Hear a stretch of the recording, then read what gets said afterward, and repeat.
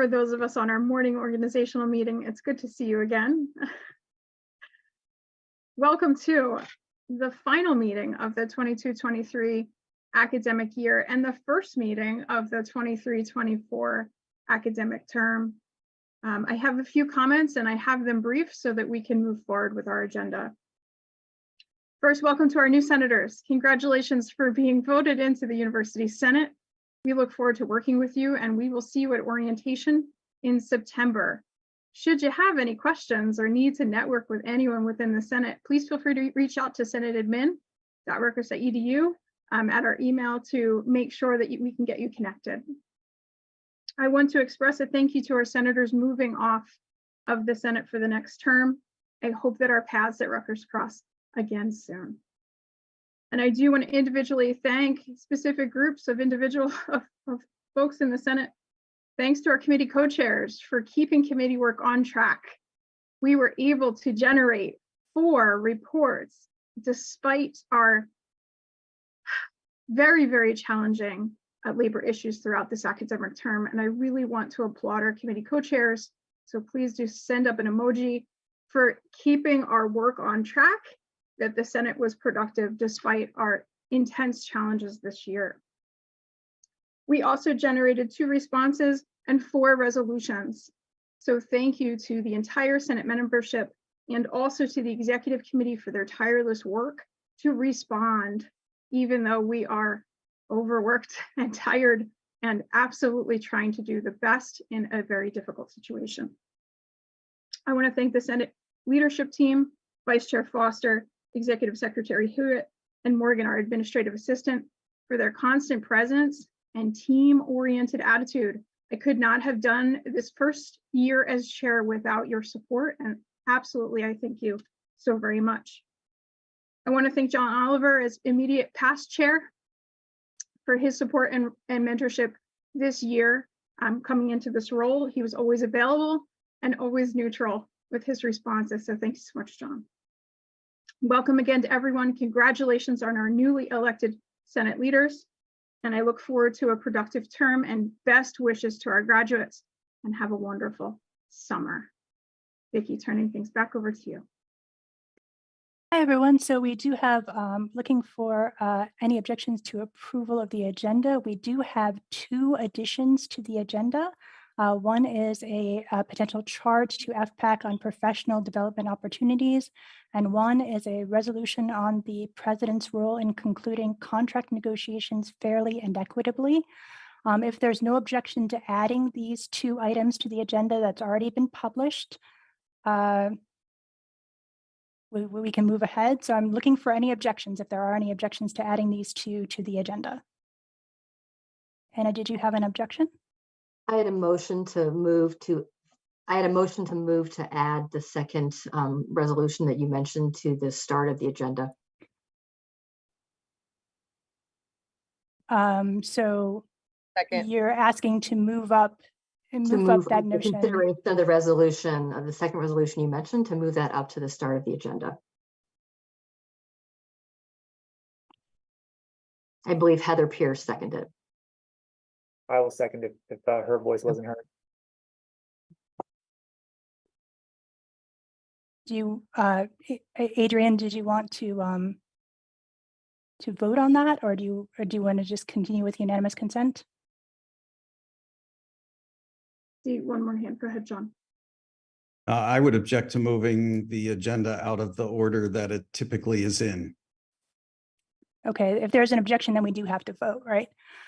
So let me add in. And Vicki, can you remind us, is it 2/3 or majority? This would be 2/3 to change the agenda. 2/3. Yeah. Is that motion subject to debate? Yep. Do you want to go ahead with that, Adrian? I'm going to put it up, but. Sure, absolutely. So we have, thanks, so we have a motion on the floor that has been seconded to amend the agenda. We have an objection, so we're opening it up for debate. So you're speaking for or against amending the agenda. I do want to be, in the interest of time here, we have guests at our docket today, and we've already had a very busy morning. So with all due respect, let's just keep our comments brief, to the point, and call this to a vote shortly. Anna, I see your hand. Given that I made the motion, I'm suggesting, again, not that we displace anything, but rather, given the magnitude of the importance of the content of this resolution, I would prefer that we attend to it, engage it, discuss it now, so that lest we run out of time at the end of the meeting. I think it is that important. And then all senators should have an opportunity to weigh in on it. Thank you for your comments. Senator Oliver. So my objection is that we have multiple executives providing reports at today's meeting, and I think we need to be cognizant of their time and their meeting schedules. And I would prefer that Senate business be done as per our usual process at the normal time and normal, place in our agenda. Thank you, Senator. Are there any other comments before we close debate and move this to a vote?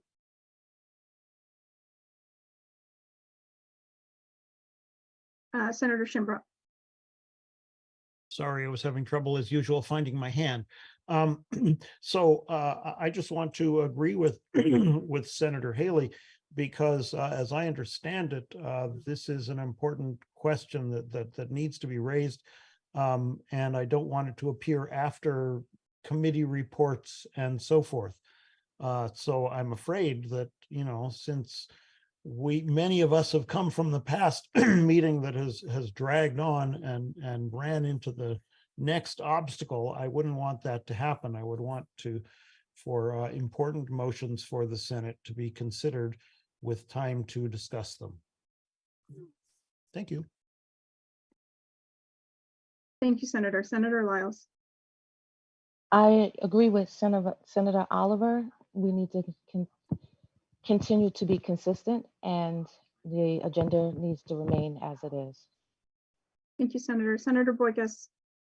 Yeah, I think what Senator Oliver has some merit normally, but I think that these are not normal times, and this is not the time to do business as usual, because the situation is very different than what we normally encounter. And I think that we have to recognize that this is not the time for business as usual. Thank you, Senator. Senator Galwak. Hi, I also agree with Senators Boykus, Schimbra, and Haley. I think as a grad student who has no idea if I'm going to get funded for the next year or not, and with no updates from the administration in the past week, I think it's important that we move this resolution to the top of the agenda. Thank you, Senator. Are there any other comments for debate before I close debate and open the vote? Senator Thompson. Yeah, hi. As somebody who has been in the situation where an important report that I've authored and put forth has been relegated to the end of the agenda so that it didn't get serious consideration and even got postponed to a future meeting, I strongly support the need to change the agenda so that that does not happen to something important like this resolution for the reasons that everybody has already said. Thank you, Senator. Last call for comments. If your comment has already been stated, there's no need to add more. Wonderful. I'd like to call this vote. Vicki, will you please open the vote? So a reminder, the motion on the floor that was seconded was to amend the agenda and move the second resolution to the start of today's meeting. So a vote in favor would be amending the agenda. A vote opposed would be to hold the agenda as is. If you're able to share your screen and drop the voting site into the chat.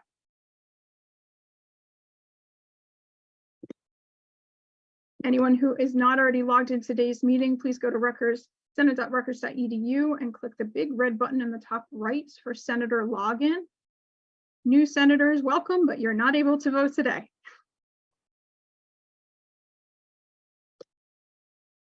So please do click the button to vote. You should see the business site active. And Vicki will let us know when the vote is ready. Well, that's up to you. Let me know when you want me to close it. Definitely don't close it yet. Thank you for whoever was. Before you close it, you'll ask anybody if they have to are having a problem to please That- unmute and Yes, speak up. that's right. Thank you, Ted. You took the words right out of my mouth. So before we close the vote, is there anyone who hasn't had the ability to vote or doesn't have the ability to log in? Yeah, my thing says invalid credentials. Did I do something? Wait a minute. No, I mean, to log in on the site, I logged in obviously earlier, but then on a different site, technically. So I am not able to vote yet. Probably just navigating back to the Senate website I'm and gonna put it in vote. there. I just wanted you said hold it so we don't, Thank you. Thank you so much. That's exactly what we need to do. Make sure that everyone's ready. So Bob, we'll give you a minute there. Now it says Yeah. invalid credentials. Bob, are you on the business site? The link is in the chat. I've never I heard didn't- of that one. Okay, If then you're maybe, still on the voting site, that's not going to work because we've moved over to Senate business now. Yeah, you definitely have to go to the, yeah, no, I do see it. Yes, I got it. Okay. Cynthia, can I have you stop screen sharing there? Thank you. Okay, Bob, are you all situated? We're ready. Were you able to vote? Yes, affirmative. Okay, last call. Last call for anyone who needs additional time to vote or whose vote has not been casted. It gets cast rather than casted. Okay, Vicky, please definitively close the vote. Let me guess, it's a tie. I very much hope not. I will let you guys know the business site is different than the election site, so it's a little bit easier to close the vote. Vicky, will you please announce the results of the vote? So we had 67 in favor and 40 against. So we will move that up to after my announcements, I believe, the rest of them. Okay. So I'm going to, so quickly we have approval of the March 24th and April 7th Senate meeting minutes. Are there any objections to those? 3 policy updates, policy 10.1.15 digital credentials, policy 100.2.2 excluded individuals and entities, and 100.2.8 fraud, waste, and abuse protection and the Federal Deficit Reduction Act of 2005. Our 2023-24 Senate calendar is available. So if you're continuing on the Senate, please mark those dates and save the date for new Senator orientation on September 15th. And a reminder, you probably have already done this though, to please log in to the Senate website for attendance and voting access. Point of information, did we ever approve the agenda as amended? No. Thank you, Ted. Thank you, Ted. We did I'm not. sorry, and Suja said we had to have 2/3 too. We do not have 2/3. Oh, yes, that is Thanks not. very much, Suja. Thank you, Suja. We had 67 in favor and 40 opposed. Thank you. You stand corrected. Thank you for pointing that out. I've maximized my screen so I can see those numbers better. Thank you. Okay, so Vicky, help me backtrack here. So our agenda is not amended, so we can continue with the agenda as originally slated, and the resolution stays under new business. Is that correct? Right. The proposed charge and the resolution will be under new business. Okay. Thank you for that. Okay. But we still need to approve the agenda. Yeah, that's what we're doing now. Vicky, Well, can you unless, yeah, we were doing it by unanimous consent. So is there any objection to approving the agenda with those 2 additions? If there are no objections, we can move ahead. Okay, Paul, sounds good. Thank you so much. Paul Boxer, I see your comment in the chat on time limits. Yes, we've had a long day and we want to make sure everything gets covered. The concerns about the resolution at the end of this meeting have been heard, so I am going to move everybody along. We do have some brief comments from our guests here, so I do want to move to our next item, remarks from President Holloway. Welcome, President Holloway. I know that your remarks are short today and you're not taking any Q&A, but I do want to bring you to the floor. Thank you, Adrian. As this is the final meeting of the year, I want to congratulate those members of the 2022-23 Senate for receiving Rutgers degrees next month. Well done to all of you. I also congratulate the newly elected Senate leaders for 23-24. I want to take this opportunity to thank Senate Chair Adrian Simons, Vice Chair Lucy Foster, and Senate office staff Vicki Hewitt and Morgan Smith. All four of you together and as individuals worked very hard to keep the University Senate functioning well throughout the year and to keep the administration informed about reports and resolutions, expressing the consensus of the Senate on vital Rutgers matters. No doubt the Senate membership recognizes and appreciates your commitment too. Adrian, I'm especially grateful to you for your leadership during a difficult and contentious year, sometimes made all the more challenging by the limitations of virtual technology.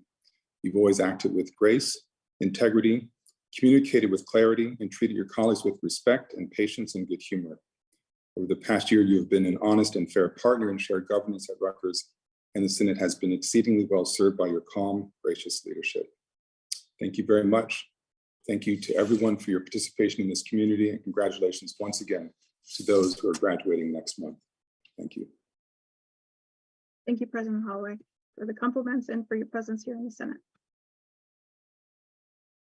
Moving on to our next agenda item, I'd like to welcome Chancellor Provost Fran Conway to the mic for her New Brunswick report.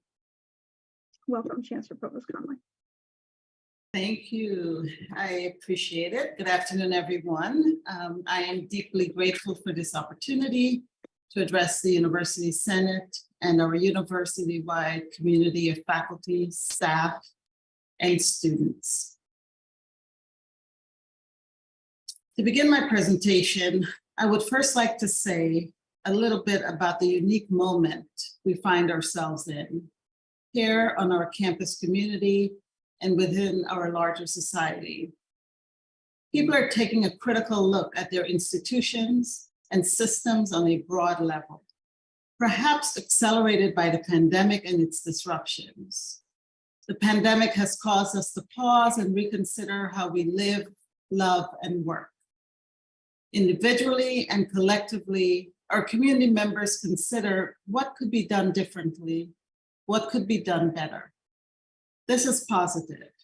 The spirit of reflection can lead to change, and it is evident in the community feedback that drives our academic master plan and other commitments to excellence. It is a spirit that says, despite our excellence, there are issues to address. Many students feel they need to be supported or feel more at home in our large institution. Much of our great work is done in silos, and our failing infrastructure and evolving administrative processes present daily hassles that distract us from the work we love doing. Let's recognize these concerns and work together to change them. And while I understand and respect the intensity of feelings and deeply held views shared by members of our community, my call to our community is to maintain a culture of mutual positive regard, kindness, and compassion, and a culture of respect and goodwill that is larger than the disagreements that will take place within it. The campus project progress report I will share today demonstrates what we have accomplished together. We are better together, and I hope we remember this. Today's presentation will focus on some of our recent and ongoing achievements, and I will give an update about our future, including the bold and exciting steps we're taking in implementing the Rutgers New Brunswick Academic Master Plan and other initiatives that support our students, push the boundaries of interdisciplinary scholarship, and serve our communities. These initiatives grew from what our faculty, staff, and students said that they value and the kind of institution they aspire to become. I am heartened by the direct engagement with our community and stakeholders these past months as we decide how and where to set our priorities. And I'm grateful to every team member and student who spoke up and volunteer to serve when we ask for their help. The community-driven approach also informs the strategy and structure we use to develop new initiatives. We begin in general by appointing committees, task force, or working groups that include representations from faculty, staff, and in many cases, students who help us to answer critical questions. How do we approach achieving our priorities? Are there any flaws in our assumptions? What is the best way forward? I asked our academic units to share some signature activities currently underway in their areas and are great examples of our academic master plan. I must say I received an overwhelming response from the community, and I will just share a few examples today. Our community is highly engaged in developing local expressions of the academic master plan, and I look forward to all that they will produce. Today, I will present examples of a series of bold new campus-wide initiatives representative of the future excellence at Rutgers, New Brunswick. I'm genuinely excited about how engaged our community is and our mutual desire to refine our institution to become even better for the students we hold so dear. Our work this past academic year represents a true community-wide partnership in serving our university's mission to elevate the public good in New Jersey and beyond through excellence in education, research, and service. So to begin, where are we today? In September, we took our place in the rankings as number 19 among the nation's top publics. Last year, we were number 23. We also advanced in our US News rankings among all national universities from number 55, up this year from number 63 last year. How did we achieve these improved rankings? We did it through the ways we support our first-rate faculty who are central to our mission. They're the ones who provide the world-class education and world-transforming research that are our hallmark.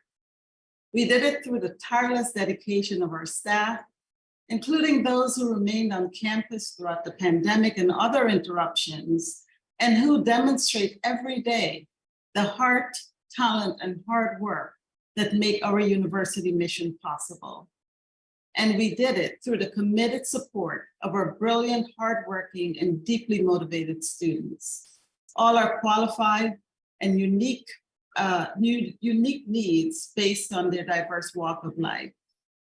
Let's talk a bit about student success and zero in on the statistic on the lower right side of this slide. Rutgers, New Brunswick has produced more than 300 Fulbright student grant recipients. We have been a top Fulbright producer for the better part of 2 decades.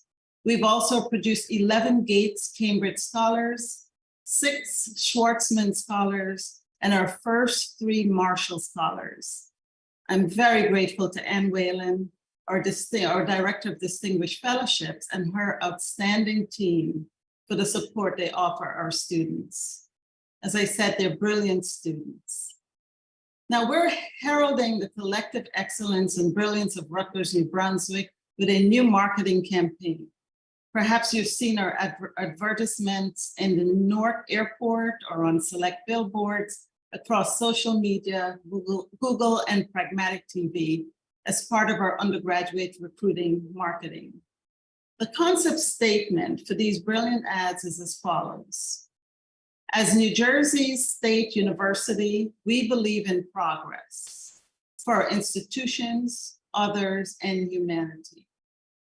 But as determined and curious and aware as we are, we know that progress, to paraphrase Ralph Waldo Emerson, is not a destination, it's a journey.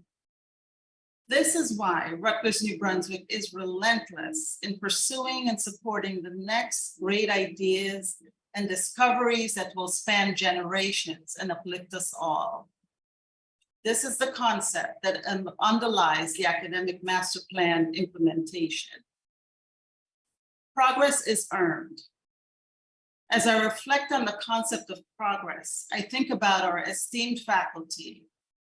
To stay within a reasonable time limit, I will briefly highlight some of the many faculty members who've earned impressive national and international awards this academic year. As you can see, this list, which will be across 2 slides, includes recognition from the American Association for the Advancement of Science, the Sloan Fellowship, the National Association of Social Work, the National Science Foundation, the Mellon Grant, Fulbright Hayes Grant, and the National Endowment for the Humanities. Much of the progress we are making begins with Rutgers New Brunswick's partnership with the Collaborative on Academic Careers in Higher Education, known as the Coach Survey of Faculty Job Satisfaction. We worked with Coach on our first faculty survey in 2019. We recently completed a new survey, and its results will be available in the fall. In both cases, we are focused on supporting and developing faculty on all ranks, at all stages in their careers, new, mid, and late career faculty, chairs, and department leaders.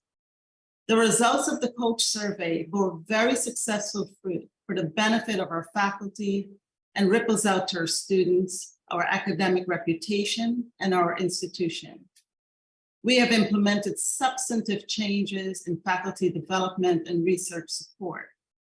These include the creation of the Center for Faculty Success, which currently provides a wide array of faculty development programming and will open its new physical center at 24 College Avenue next fall.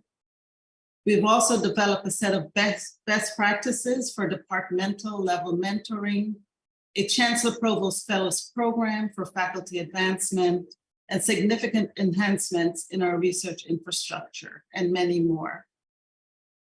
Now, I previewed the academic master plan at my Senate address last year, and I'm proud today to give you a full update on its implementation.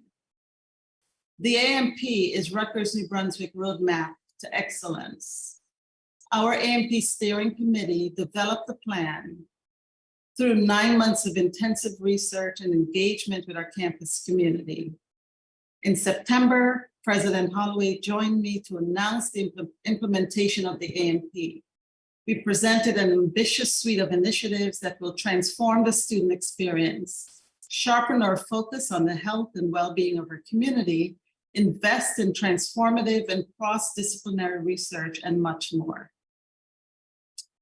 As a reminder, the AMP stands on 4 pillars of excellence, which reflect the values of our community and the wealth of our inherent excellence. Those pillars are scholarly leadership, innovative research, student success, and community engagement. Now, these pillars are not separate, they are intertwined. Each pillar contains and mutually supports the others. And now, as we begin the implementation phase of the AMP, we ask each of our schools and divisions to conduct an inventory of already existing initiatives that fulfilled and upheld the 4 pillars of excellence. And I will just share with you a few of those pre-existing programs. One of the many programs I've just referenced that exemplifies the goals of the AMP is the Refence, a mosaic oyster habitat for coastal defense. Rutgers was awarded a $12.6 million DARPA grant to develop an oyster-based shoreline ecosystem to help protect coastlines from storm damage, flooding, and erosion. It will use novel cements and concretes alongside state-of-the-art shellfish breeding and the latest ecological engineering of shoreline habitats. This innovative research is intended to engage our communities and make them resilient, a true embodiment of the AMP and a true indicator of progress. Another existing program that implements the AMP is the Gloria Steinem Endowed Chair in Media Culture and Feminist Studies, a collaboration among the School of Communication and Information, the Institute for Women's Leadership, and the Department of Women's, Gender, and Sexuality Studies at the School of Arts and Sciences. The chair, currently held by the internationally recognized writer, editor, cultural critic, and educator, Roxane Gay, draws eminent scholars and practitioners to engage the university community in debate and scholarship about new media, social change, and power structures. This is a representation of the scholarly leadership and student success pillars. We're talking about progress. Yet another example of an existing program aligned with the AMP is Socrates, or Socially Cognizant Robotics for a Technology-Enhanced Society, a partnership between the School of Engineering, Blaustein, and the School of Arts and Sciences. It focuses on the societal impacts of robots as we integrate them into everyday life and work, and develops socially aware technologists along technologically aware social scientists. Socrates is a National Science Foundation sponsored NRT, or National Research Traineeship. This unique project is an outstanding example of scholarly leadership that pushes the boundaries of our knowledge, innovative research that connects schools and disciplines, and our creation of new opportunities for student success and for focus on community impacts. Progress. The last two examples, one is the Integrated Dance Collaboratory at Mason Gross School of Arts Research, Mason Gross School of the Arts. They're researching dance roles as an intervention for public health, wellness, and education. It offers movement classes for those with neuromuscular conditions and our neurodivergent community. The Integrated Dance Collaboratory is another example of innovative research that transcends disciplines within our intellectual community. And the last example is in addition to so much of the work being done within the Rutgers Center for Ocean Observing Leadership.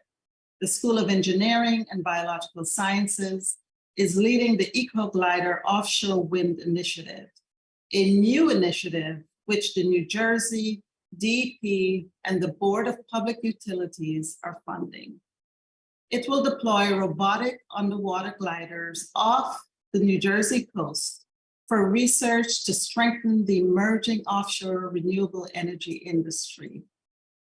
Yet another example of progress, innovative research that creates opportunities for student success and supports economic and community engagement.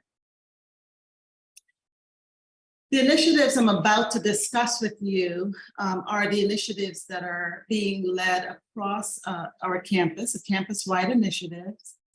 And I want to just preface this by saying it's due to extensive collaboration between members of my cabinet, the Dean's Council, who represent the leadership body of New Brunswick. We also partner with Faculty Council and other campus offices to make this work possible.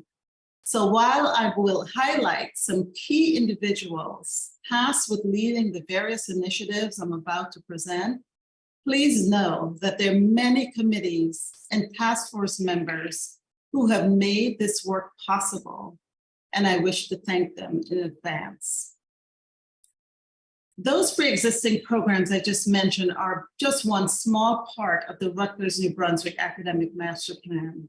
Our purpose in creating the plan was to challenge Rutgers New Brunswick to go beyond, to reach ever farther, to recognize, as we say in our marketing campaign, that progress is a continual pursuit. Yes, we embody excellence, but to continue preparing students who will make a difference in our ever-changing world, we must not rest with that excellence. We must continue pushing forward. And if you were to ask why, this slide shows the answer for our students. Student success is an animating spirit behind the Academic Master Plan, and for a bold new initiative called Discovery Advantage. It's a wholesale reimagining of the student experience. It starts with our clear-headed understanding that despite the best efforts of our faculty and staff, Rutgers is not known for an ideal student experience. Our academic organization is complex and confusing. Transferring into Rutgers is challenging. Academic support and student participation in career services are inconsistent, and we need clear academic pathways to success. So with Discovery Advantage, we ask, what if we simplify how we admit and onboard our students, the way we support them throughout their student experience, and prepare them for success after their time here is complete? And I want to thank Kathleen Scott, a professor of cell biology and neuroscience in the School of Arts and Sciences, who is heading this initiative to address the issues that students experience across 4 central themes: curriculum, advising and academic support, living learning communities, and looking at enrollment and marketing strategies. As you can imagine, Discovery Advantages involve much work throughout our community and several workstream committees under Kathy's direction. This faculty and staff-led initiative will yield significant benefits for our future students, and I look forward to their recommendations. The next initiative focuses on how do we maximize student learning. We must provide our instructors with resources and support on current and emerging best practices in teaching, learning, and inclusive pedagogy. This initiative is being led by Senior Vice Provost for Academic and Faculty Affairs, Sandra Tomlinson Clark, and our Vice Provost for Undergraduate Education, Carolyn Maley, who are working with a very productive task force of faculty across our institution to really provide some recommendations. And we hope that next fall, we will launch the Institute for Teaching and Learning, dedicated to supporting our faculty and those who are teaching our students. This fall, we launched a 15 to Finish campaign led by our Vice Provost for Undergraduate Education. And it informs students about the value of finishing 15 or more credits per semester to minimize costs and graduate on time. More information can be found at our website, and we work very hard to connect students with these resources so they can achieve this goal. Our next initiative attends to the well-being of our beloved community. And centering the success of our students must start with a culture of mental and physical health and wellness, that it includes all of us, not just students, but faculty and staff. Our campus community overwhelmingly embraced this value during the development of the academic master plan, and it is a philosophy that I embrace wholeheartedly as a psychologist, educator, and researcher. So I'm very proud to have launched Scarlet Well, a public health and prevention-focused approach to mental health and wellness for all community members. This initiative has been led by Vice Chancellor for Student Affairs, Salvador Mena, Vice Provost of Faculty Affairs, Laura Curran, and Dean of the Graduate School of Applied and Professional Psychology, Arpana Inman. Related to this, but on a slightly separate track, the Scarlet Well Task Force is also developing a strategy to establish Rutgers, New Brunswick as a center of excellence in behavioral health in partnership with RBHS. Something I plan to achieve by supporting an intellectual community of faculty whose scholarly research focuses on behavioral health and wellness. I would also like to emphasize that New Jersey, the state of New Jersey, shares our interest in supporting the mental health of our students. This week, we learned that the New Jersey Office of the Secretary of Higher Education had awarded Rutgers, New Brunswick, and RBHS jointly a $1.8 million grant. It's entitled Mental Health in Higher Education Community Provider Partnership Grant. This is due to the Murphy administration's understanding of this need amongst our college students statewide. I thank Dr. Noah Shimoni and the Scarlet Well leadership team and their committee for making this possible. And we're pleased to partner with the state to recognize and address this public health issue. Our status as a New Jersey land-grant university confers upon us a responsibility to serve the common good as a driver of economic opportunity and community engagement. I wish to thank Peggy Brennan, Director of Resource and Economic Development at the School of Environmental and Behavioral Sciences, and Jacqueline McGlynn, Manager of Special Projects to the Chancellor Provost, for leading this effort as we work towards recognition by the Association of Public and Land-Grant Universities as an innovation and economic prosperity university.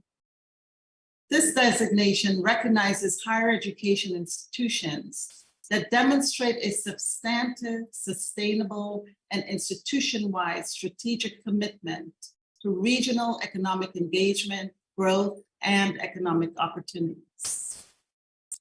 On the community engagement side, we are pursuing a reaffirmation of the Carnegie classification for our campus, and that work is being led by Senior Vice Provost Sandra Tomlinson-Clark from my office and Brian Koriski from DICE. As you've seen through the illustrations I presented earlier, Rutgers, New Brunswick is home to transformative research and harnesses the power of interdisciplinarity. The Chancellor Provost Challenge is part of our effort to push transformative, cross-disciplinary scholarship even further, an initiative led by the New Brunswick Chancellor Provost Office of Research. So thanks to Vice Provost Hien and Baum for leading this effort, with a plan to invest 15 million over 5 years to create interdisciplinary scholarly communities across multiple academic units to focus on issues such as climate and sustainability, data science and artificial intelligence, and other pressing matters. We launched the first challenge this year. And in March, we chose 4 outstanding proposals that will focus on critical issues of climate science and AI. The final AMP initiative I will describe today, though certainly not the last one in our toolbox, is a new strategy for life sciences scholarships, being led by Jean Baum, our new Vice Provost for Life Sciences Research and Partnerships, in close collaboration with the New Brunswick Office of Research, led by Vice Provost for Research, Denise Hien. Jean has been tasked with developing a strategic framework to re-envision STEM research, particularly in life science research across Rutgers, New Brunswick, and in partnership with RBHS. Our new approach will bring our scholars together, embracing the power of interdisciplinarity that I see as a largely untapped strength of our institution. It fosters new opportunities for joint research and external funding.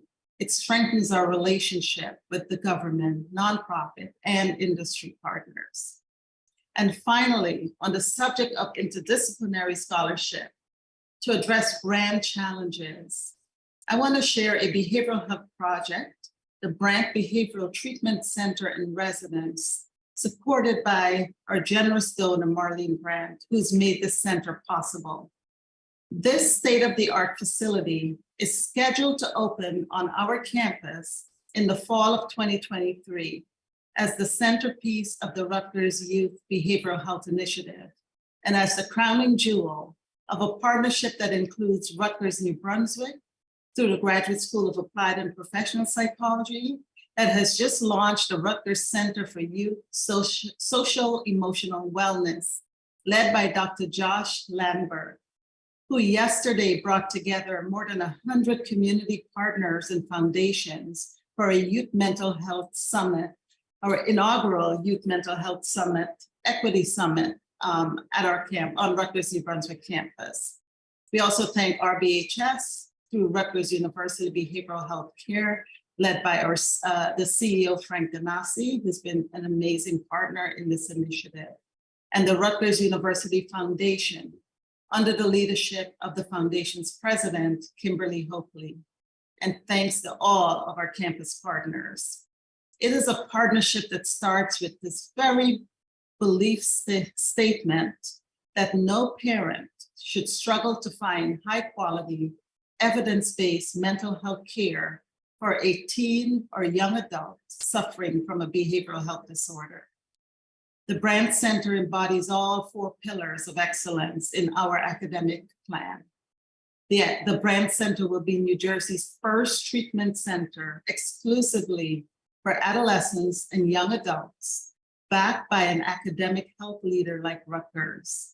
This initiative represents the AMP pillar of scholarly leadership. It will be a gold standard for evidence-based youth behavioral care. It will extend world-class outpatient services to many people in need, the pillar of our community engagement. It will also train the next generation of clinicians here at Rutgers, the pillar of student success.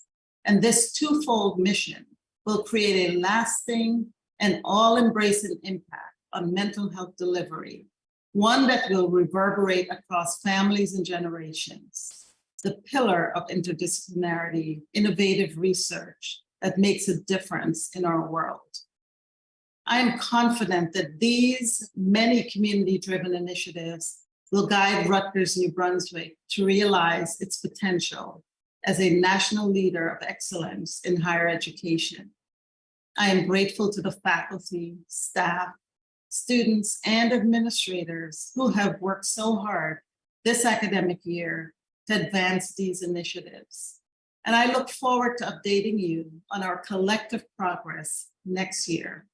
It has been a great privilege to share these observations about the current state and future aspirations of Rutgers New Brunswick. Thank you for having me. Thank you so much, Chancellor Provost Conway. I'm sure you can see in the chat how excited so many of the senators are about what you've shared. Thank you so much for the update. I know you have time for about 3 questions, so we'll do senators first. So again, when you're coming to the mic and you're recognized, please announce your constituency and campus, and we'll do senators first, followed by members of the public as time allows. Thank you so much, Dr. Conway. Moving on, Senator Thompson, recognizing you at the microphone. Yes, hi, I'm Karen Thompson, PTL Senator for New Brunswick PTLs. And thank you, Chancellor Conway. You know me, you can probably predict what sort of thing I'm going to say. But I thank you first for that very detailed report with so many wonderful things about Rutgers. I was a little disappointed that in the 4 pillars, I didn't really discern any reference to teaching, but you did get to it later. So here comes my question. I'm concerned. Oh, let me also note before I get there that we're probably going to, I predict that we're going to go up in the rankings and you're going to have an even longer list of accolades after we finally settle these collective bargaining agreements, hopefully very soon. But I do want to point out very specifically that PTLs do so much uncompensated service for the university. And I've been a tireless advocate on this topic for years. And we've passed unanimously a resolution report in the Senate calling for compensation and or course release for PTLs for service. And so my question to you is, will you commit to doing whatever you can to get something done about uniform, consistent, fair compensation for PTL service? Because, you know, it does, it varies from department to department. Some departments. Thank you, Senator. I'm sorry to have to cut you off on time. I'm yeah, sorry. I always have to get cut off, you know. Sorry, Karen. I have even more to say, but Chancellor Conway knows. Thank you, Karen. It's always a pleasure to hear from you. And I really admire your relentless commitment to advocating for PTLs. You know, PTLs do play a very important a role in our community. And this was 2 nights ago, I think, in New Brunswick, we held our Faculty Excellence Awards, and for the first time did give an award for excellence in teaching to our PTL. So we're starting. It's a start. There's more to go, and I really look forward to our partnership throughout the years to come. Thank you. Senator Ozell. Chancellor Provost Conway, it's nice to listen to your presentation. You mentioned many initiatives in your presentation, and I'm concerned that if your initiatives are inclusive enough. I just gave one example from School of Engineering. I've been at Rutgers Industrial Engineering and School of Engineering for 22 years, active researcher, with lots of scholarly accomplishment in the field of advanced manufacturing processes field. I just mentioned you yesterday in the dinner, but it seems like there is a significant investment given to the School of Engineering to build a New Jersey Advanced Manufacturing Institute only covers just a group, a small group of faculty. So I think moving forward, I strongly advise all of your initiatives to be inclusive enough so that not just a small group is favored. Thank you. Thank you so much. The School of Engineering has been very involved in the data science and AI initiatives that we have created a task force that represents all of the schools that want to be a part of it.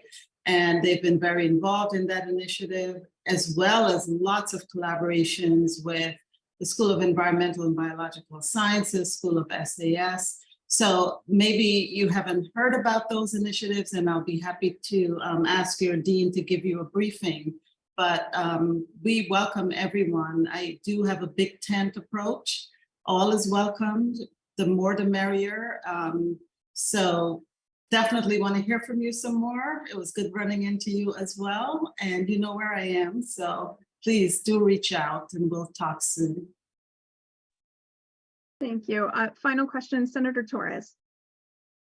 Thank you. Thank you, Chancellor Conway, for a wonderful update and the many initiatives that you presented. My question concerns the inclusion in the curricula of clinical psychology and applied professional psychology that are treating patients of all ages on a more STEM-based technical quantitative curricula. Is that in any way included in your plans of excellence? Because evidence basis has proven insufficient as criteria for insurance coverage of these treatments that are offered for behavioral and mental health. So we have a bridge at the psychology department that we can offer these kind of curricula. So is there anything that your office can offer for us to contribute? Yeah, thank you. Thank you so much. I love the question because I'm a psychologist, and you may be pleased to know that I'm a psychoanalytic psychologist. So I do not do evidence-based, quote unquote, evidence-based practice. I do agree that human beings are way more complicated and nuanced than sort of numbers and measuring outcomes, even though it's helpful and necessary. So you have a friend there. The Scarlet Well Initiative, part of that initiative is to create an intellectual community, a scholarly community of scientists and scholars and clinicians across our campus who can work on mental health from whatever their perspectives are. And so I'm sure, I don't want to get ahead of my team, but in the fall, when we issue the Chancellor Provost Challenge, that would be a great initiative for you to submit a proposal to. But we do have that committee. And again, you know, nothing against behaviorists. I'm an analyst, and so that's my bias. So thank you for asking the question. It's a great question. Thank you so much for having me, and best of luck with everything. Thank you, Chancellor Provost. Okay, everyone. Moving on to our next agenda item, we have committee reports and resolutions. I'd like to welcome co-chairs for the ad hoc committee to review the proposal for the merger of the medical schools S2303. Adrian Esposito, Lucy Foster, and Geza Kiss. Thank you so much to the whole committee and to the co-chairs for undertaking this report generation. Welcome to the floor. Thank you for keeping your comments concise and brief and to the point. Thank you. I'm going to get help from Adrian and Lucy with respect to the PowerPoint. If technology continues on its trend today, maybe I'll just put up my own PowerPoint and as a plan B, but Vicky has the slides, Geza, so don't worry. okay. All right, as soon as that goes up, I'll begin. And as I said, I will keep it brief, but I just want to thank the other members of the committee, of which there are 24 other individuals from a cross-section across the university, New Brunswick, Newark, Robert Wood Johnson, New Jersey Med School, Public Health, School of Health Professions, Law, RBHS, Nursing, Business, and a representative from alumni. And I mention that because this is this report rather is a summary of the consensus that the 25 of us came up with. So the next slide will show you a timeline, and the next slide. There we go. So back in January of 2019, Dr. Strom charged a committee called the FAM to go forward with this, the Future of Academic Medicine Committee, to quote unquote maximize excellence at the RBH medical schools. Approximately a year and a month later, the FAM committee report was shared with the Senate as per the guidance of charge S1403, which goes back to University Structure and Governance Committee, where any merger needs to be discussed with or proposed to the or the ideas shared with the Senate. That Future of Academic Medicine Committee was chaired by Dr. Tom Hecker and Dr. Soto Green from Newark, who were the vice chairs, I believe, at that point. As a result of that committee report being shared with the Senate, approximately 300 questions were generated. That happened in February of 2020, and a month later, we went on, for lack of a better term, the pandemic recess, where we did not go forward with many of the administrative initiatives in the medical school. We were concerned with patient care and keeping our patients and ourselves and our families as safe as possible. But once we came out of that in 2022, May of 2022, Senator Simons and Oliver took those 300 questions and they consolidated them, took out the doubles and the triples and the quadruples, and a few months later, lost that, sorry. Can you see that PowerPoint or no? No, Vicky, could you resubmit it, please? Yep, putting it back up. Thank you. Go ahead, Senator Kiss, go ahead. Thank you. So in November of 2022. Nope. Deja vu. Several medical school subcommittees were charged with answering those 30 questions. And the subcommittees were composed of medical school faculty, staff, students, RBHS senators. In the interim between November and January, there were Chancellor Strom led a number of town halls with medical school stakeholders. At the same time, the faculty councils of Robert Wood Johnson and Jersey Med conducted surveys of component faculty. In January of this year, Envisioning the Future of Academic Medicine, EFAM, as opposed to FAM, was published. And that included, among other things, several responses to the questions posed by the Senate. Now, we will share the links with you because I'm sure there will be many questions going forward, but put FAM and EFAM together and there are over 200 pages of document there. So when we go forward with this, we will share those links with you so you can access that. In February of this year, the Senate Ad Hoc Committee was convened to coordinate the Senate response to that report. A month later, actually it was 5 weeks, the Ad Hoc Committee report was submitted to Senate Exec, and here we are today. And we will, in just a couple of minutes, present that summary.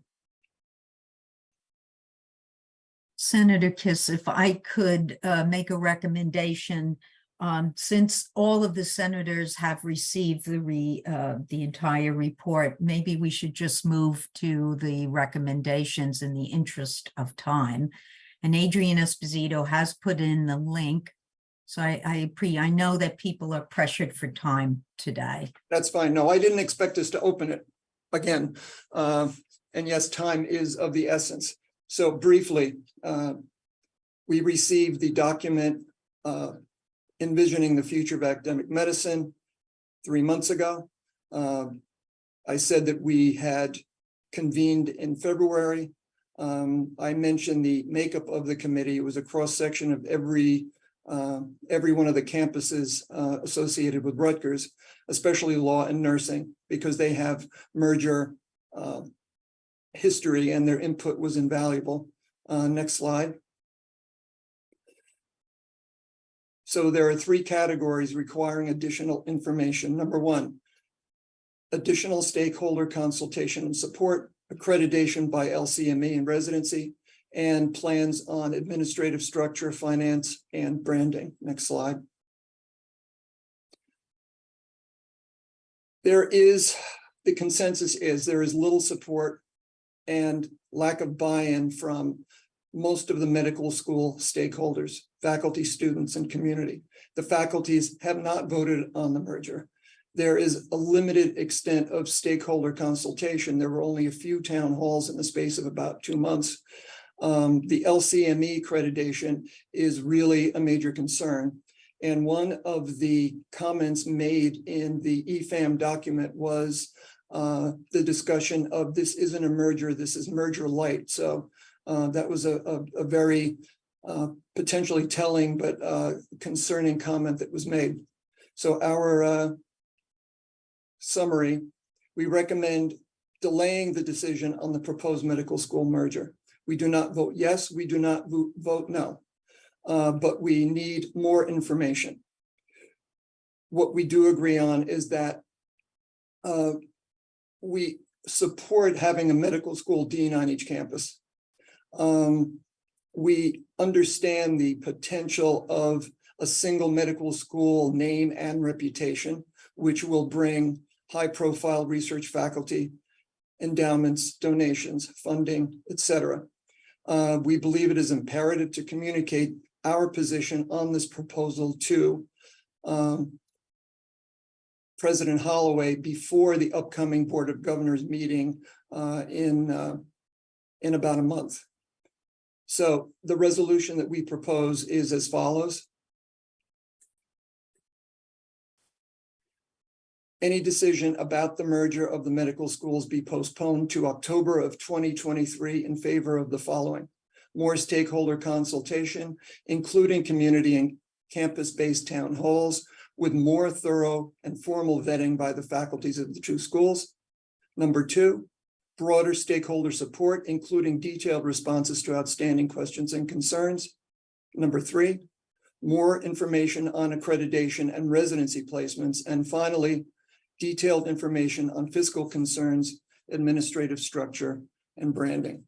And once again, I'd like to thank the committee for the amazing work they did in a 5-week period and the amazing help that or the amazing collaboration with Lucy and Adrian. So the floor is open to questions.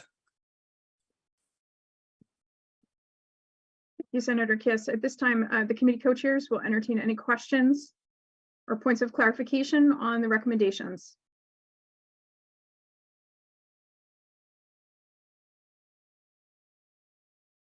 Seeing, thank you. Thank you. There you guys go. Okay, Senator Roth, go ahead. Right. Being on the committee, I agree with the report, but I just want to stress my own personal viewpoint that there's no guarantee that having a unified name would actually guarantee increased fundraising and money coming in, because we have already been a unified school under the Dunn's system, and our chancellor has been our chancellor for the last 10 years. So I personally don't see necessarily how that will change the ability to bring in funds. That's my personal opinion. Thank you, Senator. Senator Strzałkowski. Ted, you're muted. So I have 2 questions. I'm just not sure with the recommendations. Is there anything in those recommendations that says we need specific information on financial costs of a merger? I just didn't hear that. And then the second thing is, the concern is with the community health, especially up in Newark. And is there anything in those recommendations that would require that be assessed if there is a merger? What would happen to that? In other words, I look at I heard the requests and I wasn't sure if I heard these 2 issues specifically included. Am I correct? If financial costs are not there, community health not there? Specifically, go ahead, I'm sorry. No, that's okay. I was deferring to both of you.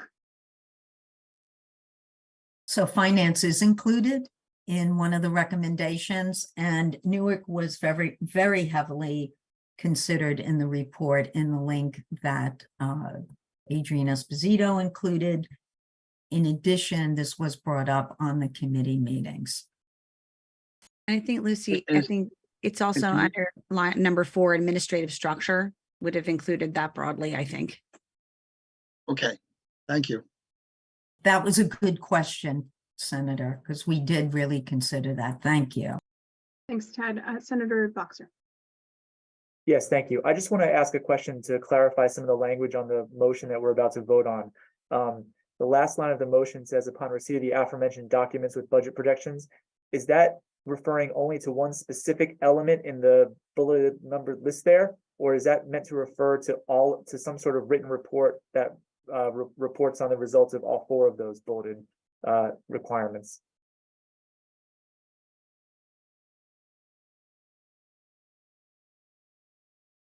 Committee had the anticipation and minimally for all 4. Yes, absolutely. That was the problem. There wasn't shared governance. There wasn't full disclosure of financial and administrative structure. So, Senator Boxer, we would only convene an executive committee to review anything prior to the Board of Governors meeting if we weren't in receipt of this information. And the biggest, I think, concern with the committee was shared governance as well. Right, which connects very squarely to number 1. So that means that the aforementioned documents would include something like a kind of reporting on the results of those community and campus-based town halls. Correct. Okay, just want to clarify that. Thank you. Absolutely. Thank you. Thank you for that. Any further questions or discussion? In other words, are you ready to vote?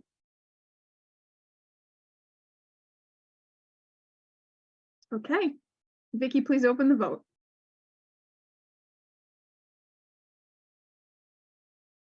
So you can see on the screen, just for our new senators to orient you, here's where we are. If you're in favor of these recommendations to move forward, please vote in favor. If you are against, please vote against. And everybody take a minute to go ahead and vote. If you're not seeing that on the screen, please refresh. Now on the screen now is a shared screen. Is that correct? Yep, go ahead and Vicky, unshare your screen there so that folks don't try Oh, to it gets vote on the screen confused. again. Thank you. All right, let's give everyone a few minutes to vote here. If you're having difficulty accessing the business site or seeing that vote, please direct message Morgan and Vicky.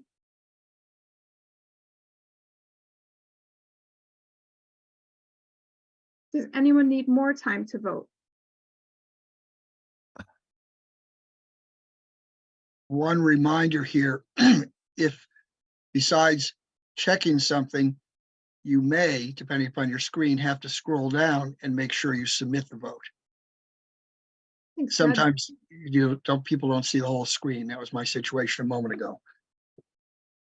Yes, once you've clicked the button, go ahead and click the submit your vote so your voice can be heard. Last call for anyone who needs time. Hearing no one, Vicky, please close the vote. And please announce the results. So 89 in favor, 7 opposed. Thank you very much. I would like to again thank the committee co-chairs for their organization, their leadership, and their diligence to get the job done. And I want to thank all the committee members for finding the time to work so diligently and respond. Thanks everyone for your partnership. Okay, moving on with our agenda. We have no old business, and we have 2 items for new business. Vicky, can you remind me the order, please? Or share the screen for what we have. So the first one we received was referring a charge to FPAC. Okay, and again, I believe, is that Cynthia, are you presenting that proposed charge to FPAC? Yes, I would like to do that. Okay, just 1 second, please. So just a reminder, it is 2:31. We are doing great, but we still do need to be concise with our sharing. So please, as much as we can, I'm going to try to move you along as politely and respectfully as possible so that we can get to everything on our agenda today.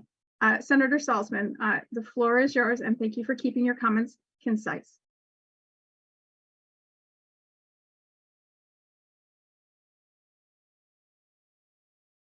Hi, can you hear me? Yes, we can.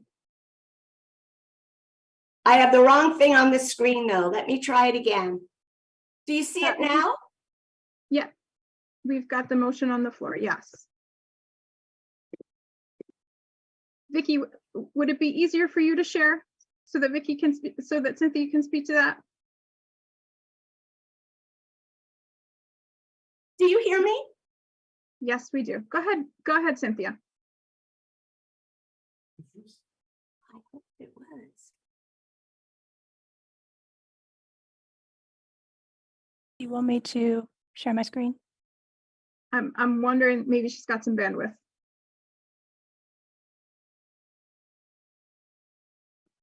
You hear me? We can hear you, Cynthia. Are you hearing us? Do you hear me? They don't hear me, so you have to, just a sec. I can hear you, Cynthia. Yeah, yeah. We hear you, Cynthia. I think her audio is down. She does not hear us at all. Let's give Cynthia a minute. I know everybody wants to move forward, but thank you for your patience. We can hear you. In the interim, can you explain why we're looking at a charge rather than going to? Hi, hi, do you hear me now? We've heard you the whole time. I'm terribly sorry, but I lost connection for my sound. Should I continue or is somebody else now have the floor? No, hold on, Cynthia. So again, everybody, if you could please, there's nearly 200 people in the room. So if you have a comment, please put your hand up. It does allow me to kind of track, and then everyone else on the admin team can see and on the chat to make sure that everybody gets their questions heard. So Cynthia, please excuse my interruption here. So this is a motion to the floor. This is a charge that was proposed to executive committee. The executive committee declined to charge this to committee. And this senator has brought this to the Senate floor to come directly to the full Senate. Cynthia, go ahead. Okay, but this is not my charge in front of us at the moment. Well, it is your charge. It's just on the motion. This is the charge that you made to the executive committee. I just copied it into the motion on the floor. Okay, then I'm going to continue. Thank you very much, and I'm sorry for the interruption. This is a charge regarding professional development opportunities on all the Rutgers campuses, regarding both lecturers as well as full-time faculty, non-tenured and tenured. I'm going to read the charge as I've written it and then give you the rationale. The charge is review the university's policies regarding professional development opportunities to attend conferences and meetings. Investigate and, when appropriate, make recommendations regarding campus and unit rules on one, how long a faculty member may be absent for professional development opportunities. What are the policies for making alternative arrangements if a faculty member is absent? Who covers costs if a guest lecturer is hired? Can all faculty members, including PTLs, teach occasional classes online if necessary due to justified absences? How do policies about professional development opportunities differ among schools and chancellor-led units? And to give you the rationale for this, this is a topic that the unions have not addressed, and members of the University Senate Faculty and Personnel Committee were unaware of the rules in the Rutgers Camden Faculty Handbook regarding professional development opportunities for both part-time and full-time faculty. And they wanted to review the fairness of the rules, the uniformity of the rules throughout the university, and their implementation. The Camden PTL handbook states the following. Ordinarily, faculty members should not miss more than 1/2 of 1 week's classes in the course of a semester. However, when extraordinary professional development opportunities are available, a faculty member may discuss with the department chairperson the possibility of making alternative arrangements for longer absences from class. If the chairperson judges both that the professional development opportunity is extraordinary and that the alternative arrangements provide for high quality education for students, the chairperson may approve a faculty member's request to be absent from classes for longer periods. All costs associated with alternative arrangements, such as hiring a guest lecturer, are to be borne by the faculty member. The language for full-time faculty and part-time faculty is the same, except with one caveat. For full-time faculty members, it states that while moving a class session online may be appropriate on an occasional basis, this should not be considered an acceptable strategy for covering multiple instructor absences for a class that is scheduled to meet face-to-face. There's no statement that is equivalent for part-time faculty that they too may occasionally teach a class online if they are away for professional development reasons. And so it occurred to me and our committee as a whole that this deserved our attention, and that we should address this not just as a campus issue pertaining to Camden, but that we should really look at this as a university-wide issue, do some investigative work, report back, and then make some recommendations. So I'm asking if we could have this as a charge that would then be sent to the Faculty and Personnel Committee of the University Senate. Thank you. Thank you, Cynthia, for your concise comments. Now that we have a better understanding of the motion on the floor, I see 3 hands. So now we're moving on to debate. I'd like you to focus your comments on either speaking for this motion or against this motion. And again, let's try to be as judicious as possible to have the debate heard so we can move to a vote. Senator Boykus. Yeah, I'm going to speak against this motion. And the reason I'm going to speak against it is in the course of your discussion, Cynthia, you put your finger on what the issue is, that the unions haven't addressed this issue. I believe that most or all of these topics that you've raised here are mandatory subjects of negotiation. And have you tried to get the unions to address these? And I actually, may I respond, by the way, after each question? Well, let me just finish. And if the unions choose not to address this, that doesn't mean that the Senate can take up a mandatory subject of negotiations. So I don't think this is an appropriate motion for the Senate to consider. Thank you, Senator. Cynthia, you can, but I think in the interest of time, just hearing everybody's comments and then seeing if there's something that you want to respond to. I'm afraid that I might forget this one by the end. I consulted with the union. We are about to have a contract. It will be 3 years until we get another contract. And therefore, I don't think we could go for 3 years without having some finality on this and beginning to make sense. By the way, a set of rules that even human resources knew nothing about. They were completely unaware that this existed. Thank you, Senator Thompson. Yeah, I'm not so sure whether I'm for or against this motion, but I'm concerned about the larger picture. I don't think there's a PTL handbook in Newark or New Brunswick. So the fact that there is something called a PTL handbook that appears to be in direct contradiction with the collective bargaining agreements, which are very legal documents, is disturbing to me. For instance, you said something about the costs associated with guest speakers being borne by the teacher. That is not true. There is a clause in the collective bargaining agreement that says, extra costs associated with things for teaching that are approved by the department can be, or, should be compensated.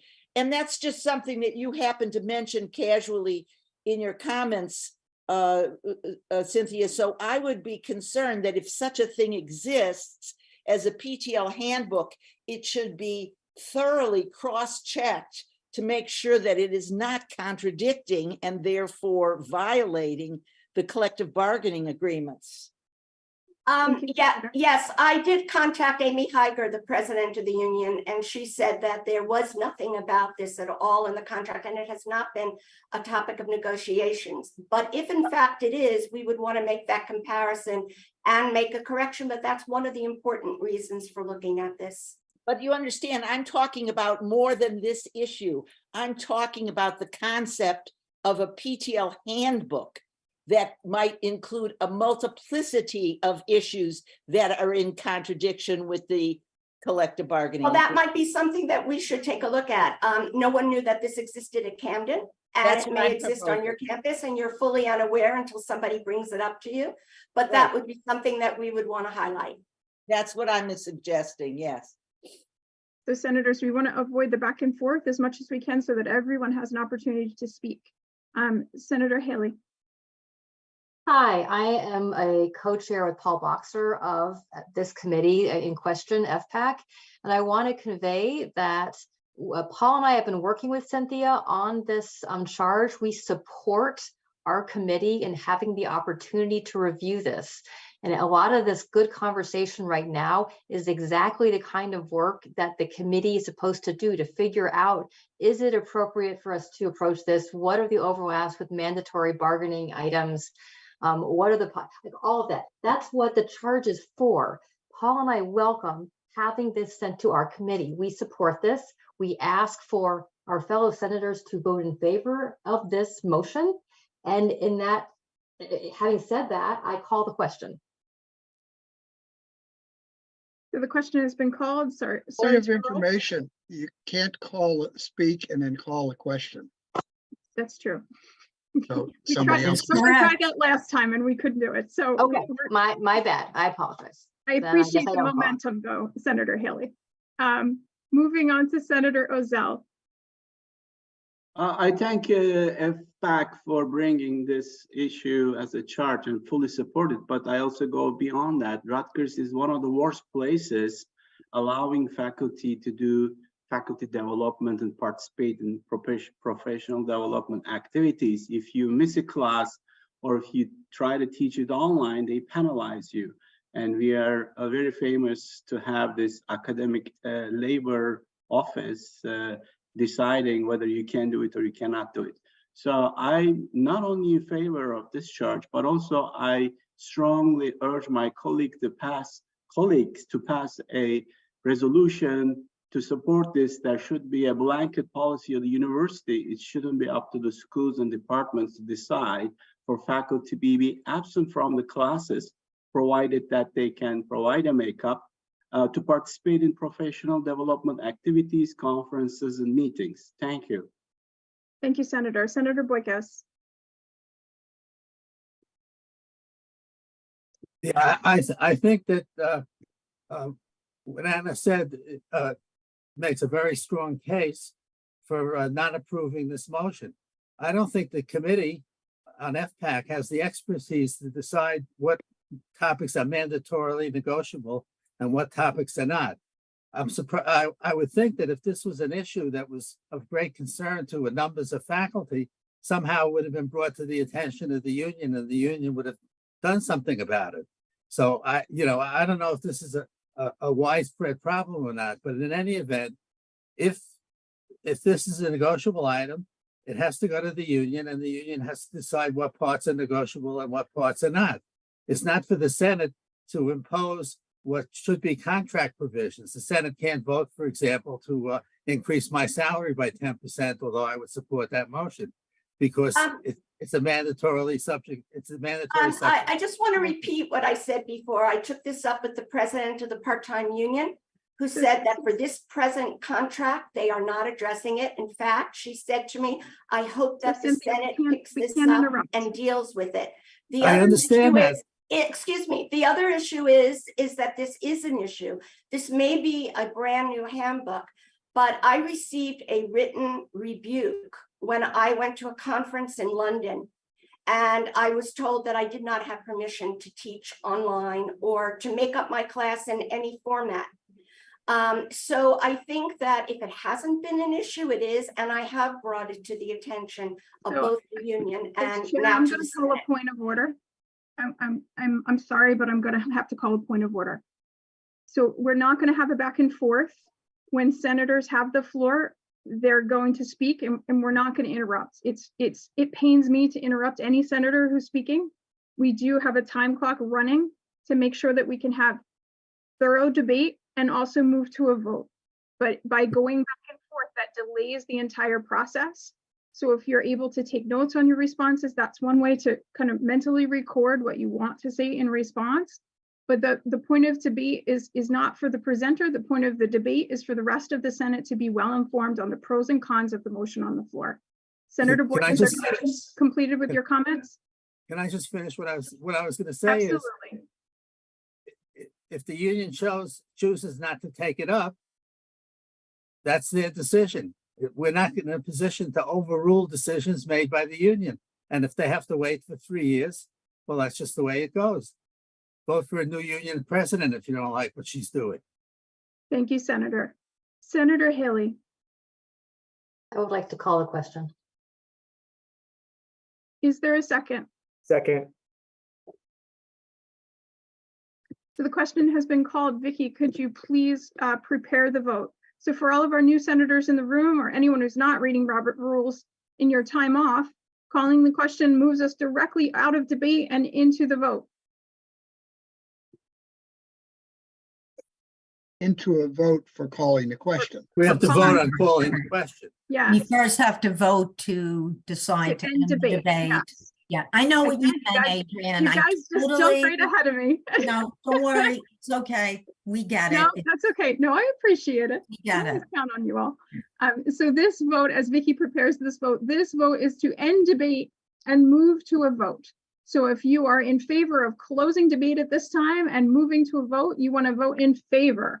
If you are not in favor of closing the debate and you want to keep arguing both sides of this motion, then you want to vote against.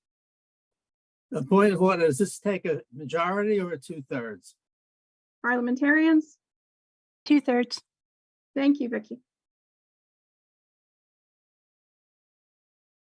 Okay, so if you don't see, you can, the debate has been closed. Let's see, I still see debating motion on the floor.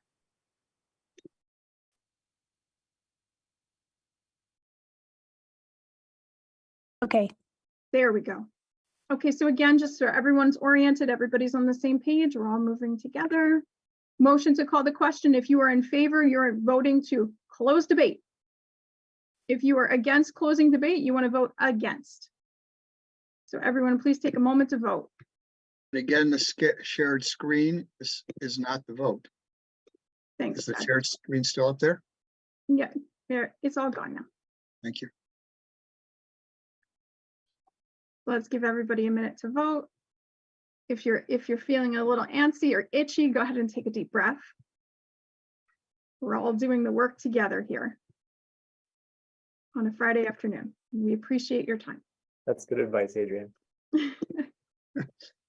When in doubt, take a deep breath and have some water. Does anyone need more time to vote? Please unmute and let me know. Hearing no one, Vicky, please close the vote and announce the results. So 88 in favor, 4 opposed. So that is more than 2/3. Okay, so the question has been called. Oh, did I miss something? Okay, so the question has been called. Vicky, could you please open the vote? Now the debate has been ended by majority, 2/3 majority vote. I'm sorry, 2/3 vote, not majority. Thank you. So now we're going to vote on the actual motion to charge this to committee or not. And the committee that has been specified in the motion was FPAC, the Faculty and Personnel Affairs Committee. So please give Vicky a moment while she prepares that ballot. I think this should do it. There we go. You're not seeing the motion on the floor. Nope, that's the med school merger. Oh, I'm sorry. That's okay. I did do the wrong one. Here we go. Complete. At least There it we wasn't the vice chair. There we go. I think we are up to, here we go, open. Okay. I thought our new rule was 2 out of 3. I think there's a song about that we could reference. Okay, the motion on the floor is the charge to FPAC. You should be seeing the FPAC motion on the floor. Again, in favor, you're referring this to committee. Against, you're not referring this to committee. So please take a moment and vote. I'm still seeing the merger proposal. If you're not seeing, Refresh go ahead and refresh your screen. the little arrow key on your top. It took mine about 40 seconds to refresh there. So.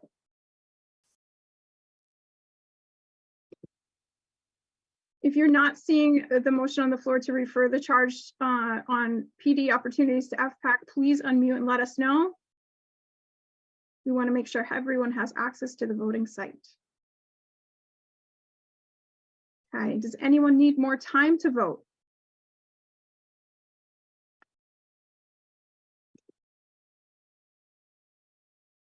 Hearing none, Vicky, please close the vote.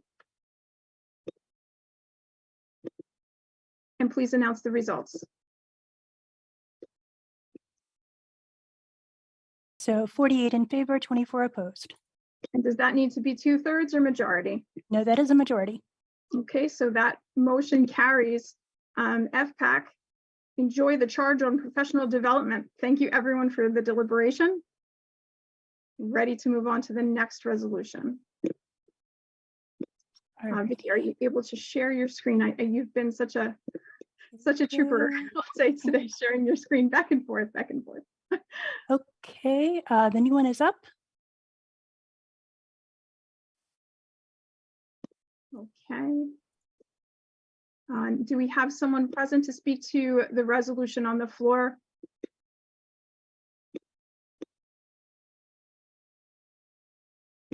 Senator Boxer, go ahead. Sure. I'm happy to speak to this. I'm happy to read it out loud if folks would like that. This resolution was distributed earlier in the week. I think we all are aware of the current situation with respect to ongoing contract negotiations between the Rutgers academic worker unions on the one hand and the Rutgers administration on the other hand. These negotiations have been ongoing since last summer. For many months, there was no progress, or as far as I know, there was very little progress. A few weeks ago, it was announced that the unions and the administration had come to a tentative framework agreement. At that point, the goal was to hammer out the details of that, and I believe a 1-week clock was set on that. It's now been about 2 weeks. We have no deal that has been announced, at least that we're aware of. The group of us that put this resolution together believe it's time to put a little bit of a timeline on this process. We're concerned about the potential impact this can have on our community with respect to our calendar, grading, final exams, commencement. We believe it's time for this process to come to an end. And given that part of our charge in the University Senate, well, we have two major charges here. One is that we have to protect and promote the best interests of our entire community. And we have to be cognizant of the university calendar. We put this resolution together to encourage President Holloway to show leadership and take steps to bring these contract negotiations to a close. The resolution specifies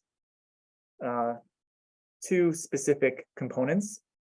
The first is to ensure that contract negotiations between academic worker unions and the administration be resolved fairly and equitably on or before 5 p.m. on Tuesday, May 2nd, 2023.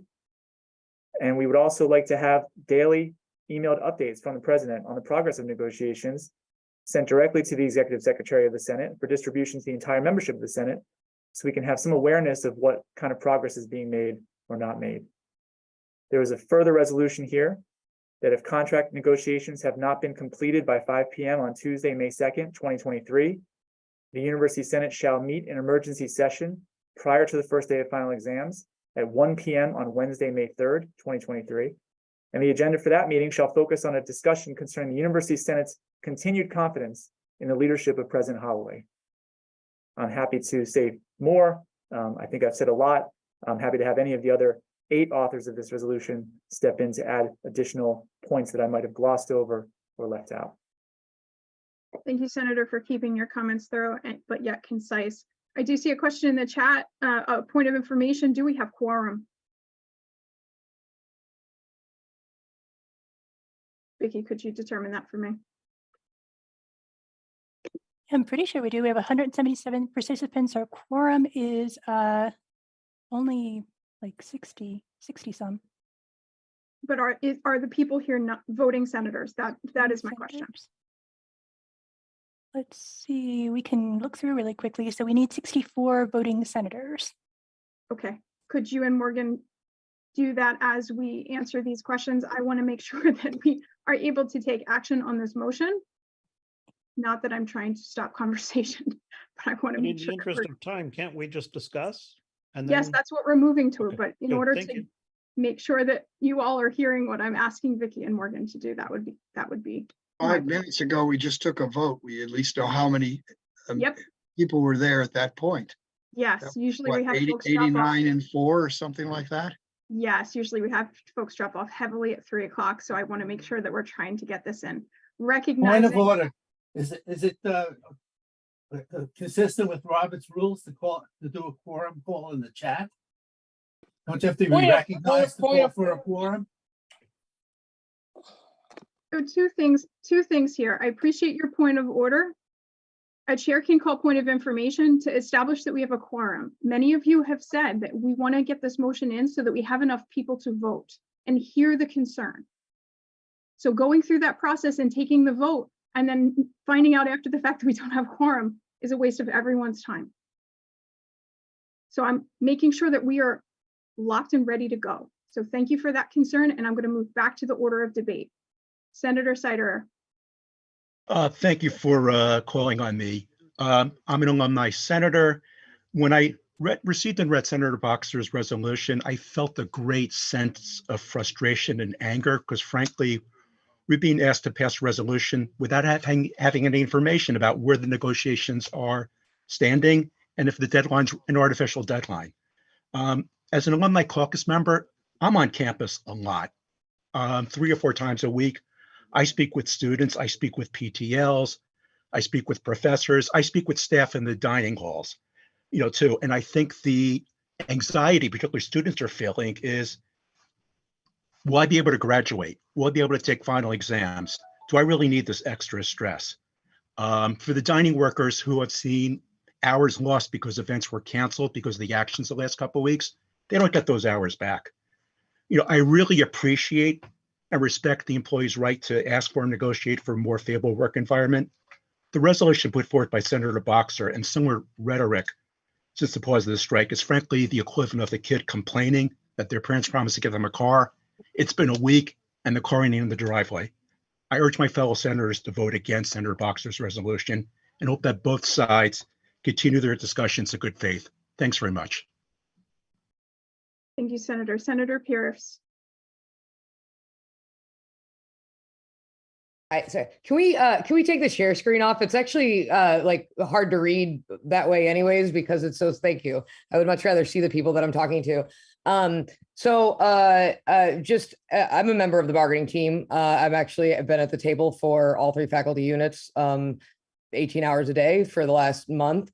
I just got notification from them that there was in fact like a deal that was made less than an hour ago. Of course, we do have a process of democracy and things could fall through. But at this point, the bargaining team of the EC for the full-time unit has recommended to their EC to accept it. But the EC, of course, needs to do their due diligence and review it before they can vote. And so this will be Sunday. I think that even if this resolution passes, it's fine, because if everything goes well, it will be rendered moot anyways, as long as a TA is reached by Tuesday. And that's all. That's the update. Thank you, Senator, for that timely update. Senator Quincy. Yes, thank you, senators, for proposing this resolution. I'd like to take exception to the final feature of the resolution. It is my understanding from public information that there have been 3 key stakeholders at the negotiation table. Those representing the unions, those representing the administration, and those representing the governor, and in fact, the governor himself. The resolution states at the end of this proposal that if progress isn't made toward a resolution to a final contract, that this body should consider a no vote, confidence vote on the president. It doesn't speak to the other 2 stakeholders involved in negotiations, which is why I take exception to the final reference in the resolution. Thank you. Thank you, Senator. Senator Strzkowski. So 1, I'm in favor of the resolution. Secondly, I'm just a little concerned with something Paul Boxer said. When he mentioned about last summer in negotiations, last summer was actually after the contract had expired. I think the problem, occurred much before that, there was not much interest in negotiating then. This is not just summer, it's last spring. I've been on teams before. So I'm in favor of the resolution, and the university has had lots of time to come to the table. It occurred much before last summer, Paul. Thank you, Senator. Senator Haley. Yeah, I am in favor of this resolution. In fact, I'm a co-sponsor. I think that the Senate as a body overseeing and protecting shared governance at Rutgers has an imminent, it is eminently appropriate, as well as it has a responsibility to assure that this process can come to a prompt and reasonable close. It has been 10 months, and what we have been able to hear from a range of reports as senators, reading various emails as various community members, is that the administration side of this has not bargained in a respectful, good faith way. They have been absent, they have been late, they have canceled, they have called off, they have sat and remained silent, they have not responded to offers for 10 months. They were actively engaged when Governor Murphy and representatives of PERC and Governor Murphy's staff and mediators essentially were locked in rooms together in Trenton. And the moment that things returned to New Brunswick, they once again stalled, as happened prior to Governor Murphy's involvement. The Senate is now trying to get this addressed and get it addressed before the end of our year together as a beloved community. So that is the reason for imposing a imminently appropriate deadline of the end of business day next Tuesday.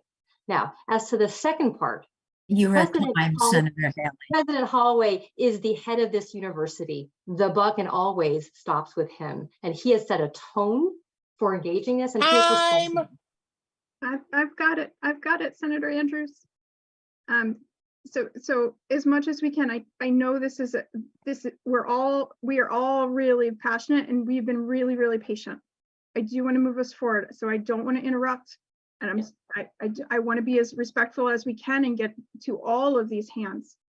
Thank you so much, Senator. Senator Scott. Yes, so I am one of the co-sponsors of the resolution, and I wanted to speak to its intent. So I would start with what has already been mentioned here, 10 months. We have at Rutgers been 10 months without a contract. 10 months is a long time, and it has caused all kinds of anxiety and damage, damage that is already done, right? So the intent of the resolution was to try and really put a limit and close out that 10 months, right? With a deadline. I just see that just now, apparently, the president of the union, somebody put it in the chat, has sent out a thing that the administration delivered a tentative agreement offer that the bargaining committee of the union has agreed to put forward to the executive committee. And apparently the executive committee of the union, I think because they're a democratic body like we are, wants to take some time to read on it and vote on it by Sunday. So I think what that means is, in a sense, this resolution has already succeeded. And I think we should just go ahead and we can pass it. And we can hopefully all breathe a sigh of relief come Sunday. Thank you so much, Senator. Thank you, Vice Chair Foster. I dropped it in the chat for full transparency here. These are not arbitrary time limits or arbitrary interruptions. Everyone is at a minute and a half. Lucy texts me when it's at time, so she doesn't have to unmute, but in the interest of moving us forward so everyone can hear it, I'm going to have her interrupt us. Thank you, Senator Scott. Senator Golowat. Hi, I just want to say in regards to alumni senator, I am a graduate student who's in final year. I have mentored and trained more than 10 undergrad students, and I do care deeply about their career. But at the same time, I also care about having a living wage for me and the other graduate students. And I think it's high time that the university needs to actually commit to a fair contract. And just a contract at this point, forget if it's fair or not. And as a graduate student, I definitely support this resolution, and I'm also one of the sponsors.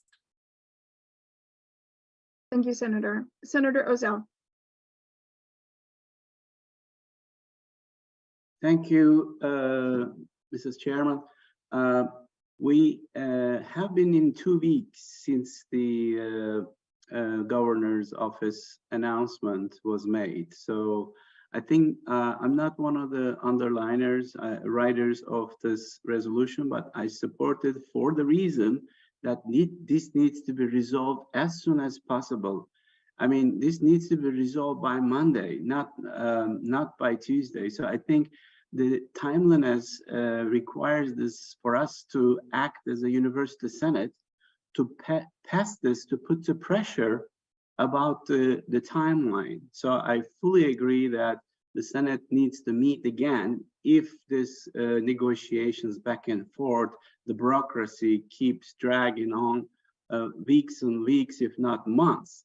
So at this point, most of us, faculty, students, staffs, we're all fed up with the process being dragged that long. Whether it's a fair contract or unfair contract, there is no contract at all. It is also a very bad image for Rutgers University in the New Jersey state, as well as throughout the United States, if not the world, because we're a highly visible institution. So I think President Holloway and her delegates, I know that he uses several delegates, should act on as soon as possible to finalize the contract. So I support the resolution. I'm sorry to interrupt. Thank you so much. Senator Shambrot. Hi again, thanks. I'm a signer of this resolution and I support it. And I support it largely for the reasons that are mentioned. I want to point out that 9.5 months went by with essentially nothing being done at the bargaining table until there was a strike, which, you know, was an appalling way to have to get people to the bargaining table. But suddenly action started getting done. And then, as was mentioned, I think Anna Haley mentioned, Senator Haley, there was again a long pause after the bargaining team returned. And suddenly, when a vote of no confidence was mentioned, there was again motion. Now, I don't especially support a vote of no confidence per se, but I do think that the Senate's role is the advisor to the president. We are the ones who advise the president. We don't advise the governor. We don't advise the union, and we should act therefore. And I think the right thing to do is to make clear to the president that the way things had been going is not right. We need an agreement. There are deadlines. If he meets the deadline, great. We don't have to do anything. If he doesn't, there's going to be a vote. Thank you. Thank you, Senator. Just a reminder to everyone, for the interest of time, if you're speaking for or against the motion and your comments have already been said, there's no need to say it again. We really want to try to move to action here. So if your hand is up and everything's been said and you agree, you can put your hand down. If you're speaking against the motion and your comments have not been said, you want to keep your hand up. I see we have a non-voting senator in the queue. So I am going to ask the senators to take a pause. Yes, you're keeping your hand up. You want to have, because we have a non-voting senator and that non-voting senator is going to go last. Senator Boxer. Yes, I'll be very brief because Troy actually just said a number of the things that I was going to say. I just want to note very quickly, I did upload a PDF copy of the resolution into the chat. I'm happy to do it again. Based on the comments and some of the concerns that are being shared in the chat and vocally, I'm concerned that many of the folks who are commenting have not actually read the entire resolution. Of course, we are an advisory body. We don't make laws. We don't enforce laws. We don't have police that we're going to send out if our advice is not taken. So in that respect, any deadline or anything we say would be arbitrary in that respect. However, the deadline is tied to significant events on the calendar, and the goal is to really push this forward because we've been dealing with this for a very long time. I certainly respect the perspectives of some of the alumni senators who have commented. It doesn't affect you in the same way that it affects the folks who are here every day dealing with this and our students who we care deeply about. And by the way, comparing this to a kid asking for a car is incredibly degrading given the issues that we've dealt with so far. Thank you. I'll yield the rest of my time.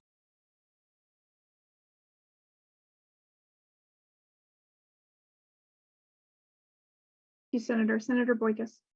Yeah, I want to take a historical perspective. In the 55 years I've been here, relations between the administration and all the people who work at Rutgers have never been worse. And when I ask myself, why is that? I look at who was advising the president, who was the person who makes the decisions. And the attorney most responsible for dealing with the unions is somebody who for 4 years in the Christie administration was director of employee relations. And our chief counsel for 4 years was acting attorney general in the Christie administration. And Rutgers, for some reason, has retained the law firm of Jackson Lewis, which is the #1 law firm in union busting in the United States. Well, given all of that, it's no surprise that the administration doesn't really care about what's going on with labor.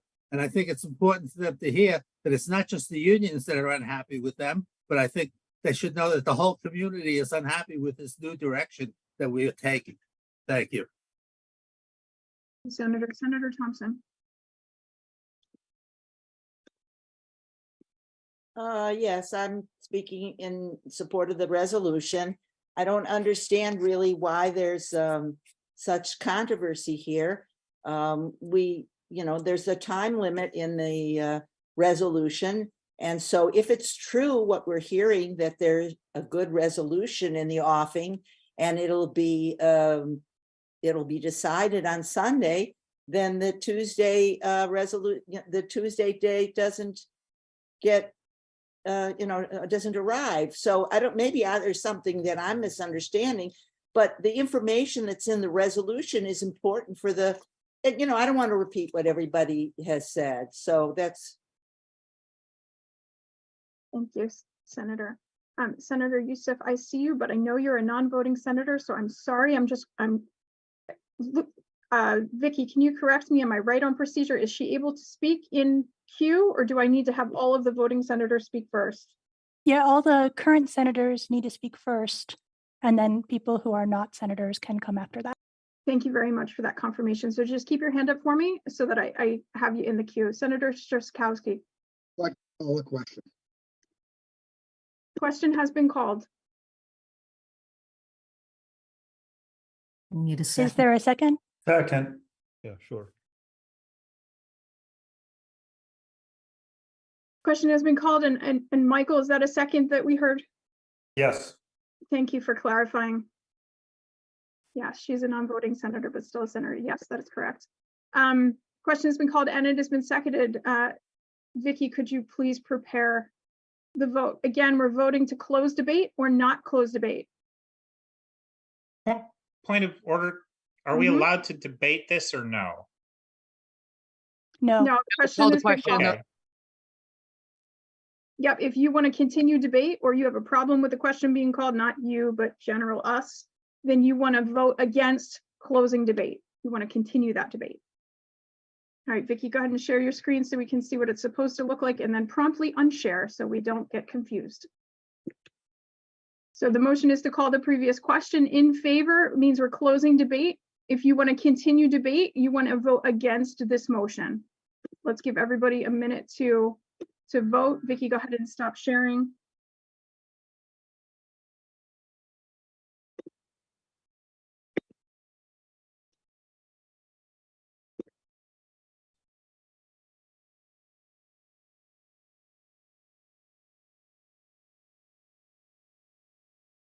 Does anyone need more time to vote? Please unmute. Last call for more time to vote. Hearing none. Vicky, please close the vote and announce the results.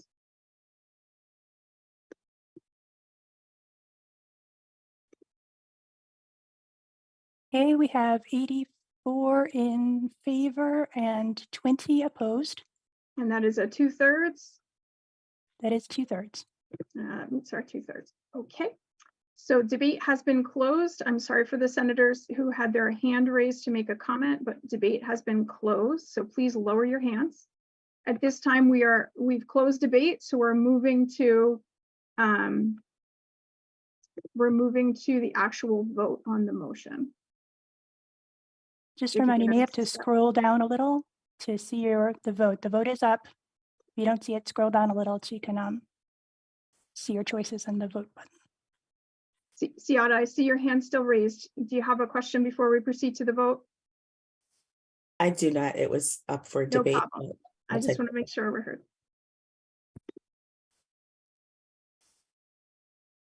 Okay, wonderful. Let's all take a minute to go ahead and vote. If you don't see the vote open on the actual motion, you have resolutions at the bottom. Please vote in favor or against.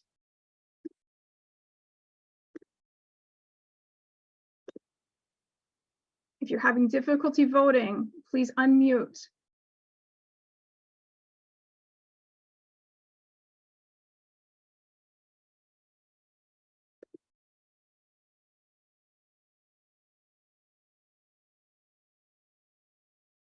Does anyone need more time to vote? Please unmute and let me know. I need more time, John Bogdan. Thank you, John. Can't find the ballot. Vicky, could you please drop the voting site in the chat one more time for John? Thanks everyone for your patience.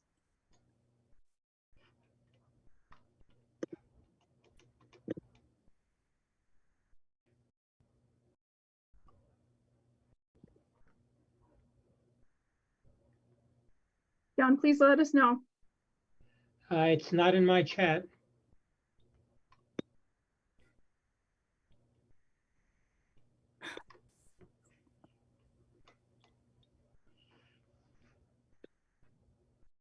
Thanks, Vicky. Thanks everyone for your time and your patience. We want to make sure everyone who's a voting senator has an opportunity to vote.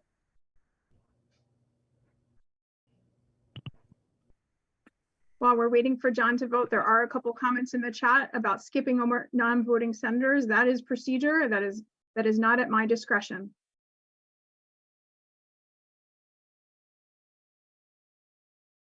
John, have you been able to vote? Yes, can you hear me? I've been able to vote.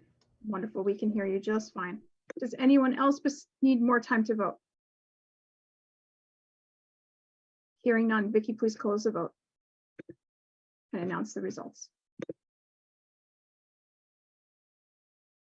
So 69 in favor, 39 opposed. So that's a majority vote, so that resolution carries. Thank you everyone for your patience with that. Okay, moving on to Vice Chair Foster's Senate Executive Committee report. Vice Chair Foster, we have the minutes, so would you please make your comments very brief in the interest of time? Absolutely. I will steamroll through it. So the chair's report, Chair Simmons opened the meeting at 11:02. Secretary's report, the approval of agenda, the March 3rd Senate Executive Committee minutes were approved, policy updates to tobacco-free policy, digital credentials, excluded individuals and entities, and fraud, waste, and abuse protection and the Federal Deficit Reduction Act of 2005. Communications, call for nominations for Senate leadership positions were due for April 21st. Administrative report, Dr. Mogi could not attend this meeting. Administrative request for follow-up as a result to Senate's report on S-1909 search for university leadership. The Senate chair was invited to participate in the dean search process for Rutgers Law School and the School of Health Professions. Standing committee panels, committee report and recommendations, ad hoc committee on review proposal for merger of the medical schools, Adrienne Esposito, Lucille Foster, and Geza Kiss co-chairs. Report on S-2303 review proposal for merger of the medical school, outcome the executive committee docketed this report for April 28th Senate agenda. Proposed charge, professional development opportunity, Senator Saltzman, part-time lecturer, Camden faculty. Outcome, the executive committee voted against issuing this charge. Proposed charge, investigating spending on governing boards of the university, Savannah Porcelli, non-senator. Outcome, the executive committee voted against issuing this charge. Proposed charge, researching the implementation of a fall break at Rutgers University, Senator Fassad Amjad, School of Arts and Sciences, New Brunswick student. Outcome, this charge was withdrawn with unanimous consent. Proposed charge, transcripts for Rutgers alumni and current Rutgers staff employees should be free of charge. Jennifer Reyes, non-senator. Outcome, the executive committee declined to issue the charge. Open charge request, S-22306, investigate admissions policy across campuses and review proposed charges. Outcome, the executive committee discharged this charge. Open charge request, S-2209, implementing democratic standards for University Senate Committee governance. Outcome, the executive committee discharged this charge. Open charge request, S-2307 RCM, detailed recommendations. Outcome, the executive committee discharged FPAC from this charge. Old business, proposed charge, allowing extensions beyond nominal cutoff dates for student tuition refunds in the case of severe emergency. Senator Michael Van Stein, Graduate School, Camden Stewart. Outcome, the executive committee voted against issuing this charge. The executive committee adjourned at 12:26 p.m. Thank you, Vice Chair Foster. Are there questions for the Vice Chair? Hearing none. Moving on to reports of reps to the Board of Governors and Trustees. Representative to the Board of Governors. Sam Rabinowitz, School of Business Camden. Board met on April 20th. Among the items that occurred there, the approval of honorary degree and commencement speakers for Rutgers University Camden, Dana Reed. Rutgers University Newark, Terrence Blanchard. Rutgers University New Brunswick and RBHS, Mark Angelson, Kathleen Carico, Cheryl Lee Ralph. A resolution approved the appointment of Santiago Cuesta to the Duncan and Nancy McMillan Faculty Development Chair in the Life Sciences. A resolution passed creating the Daniel Snyder, MD, Endowed Early Career Professorship in Cognitive Neurology. A resolution passed establishing the Bachelor of Arts in Data Science degree program at the School of Arts and Sciences. And a resolution passed establishing the Bachelor of Science in Data Science degree program at, Bachelor of Science in Data Science degree program at the School of Arts and Sciences. That concludes my report. Thank you, Senator. Board of Trustees. Thanks. I'm Perry Dane. I'm the faculty representative to the Board of Trustees. I'm going to keep this short. I've been attending meetings of the board, which, unlike the Board of Governors, is much more of an advisory body. And it's been, a lot of the meetings have featured fairly detailed, often interesting reports about various aspects of university life, including the honors programs and a recent presentation on enrollment. The good news is that overall, the university is doing well, but it continues to be a time to be vigilant in the light of national demographic trends. And that's the conclusion of my report. Thank you, Senator Dane, for your report. Campus report. Faculty. No report. Thank you, Senator. Camden students. I'd just like to report that Rutgers Rotaract at the Camden campus has been recertified for next year. For those that may not be aware, that's Rotary International at the university level. Rutgers Rotaract has been active on the New Brunswick campus, and I'm working with Chancellor Cantor in Newark to have it reauthorized there. The intent is ultimately to move in 2 stages towards a $2 million grant that will encompass both education and international service. And I bring it up just in case any senators in the Senate, either students, faculty, staff, or alumni that may be Rotarians or just have more interest in this, please get in touch with me because we could use all the help we can get. Thanks. Thank you, Senator, for sharing that information with the Senate. Newark faculty.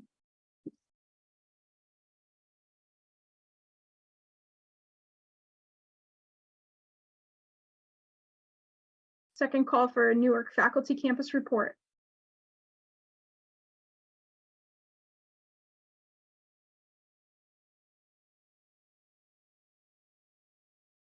Hearing none. Newark students.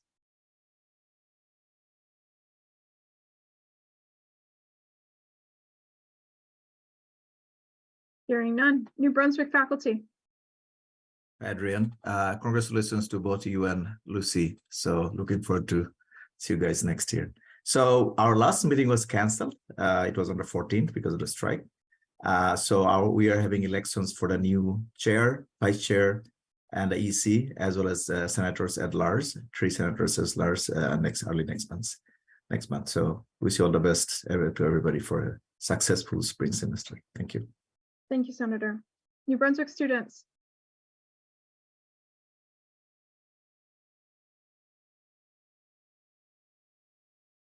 I guess I can give a brief update.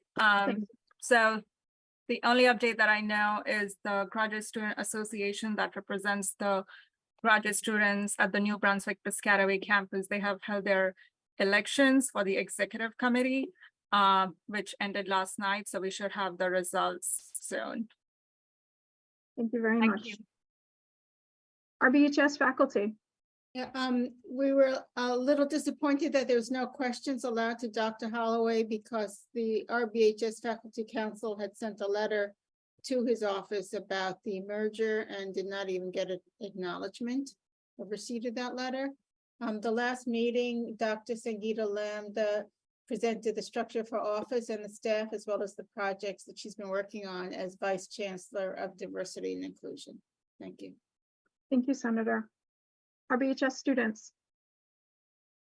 No additional reports at this time. Thank you, Senator. That concludes our campus reports. Do I have a motion to adjourn? So moved. Second. Thank you, Bob, and for Rhonda for your second. We are adjourned. Best wishes for the spring semester. Let's remain hopeful. And thank you for your time today. Congrats to our graduates. Thank you. Thank you, Madam Chair. Happy summer. Thank you. Bye-bye all.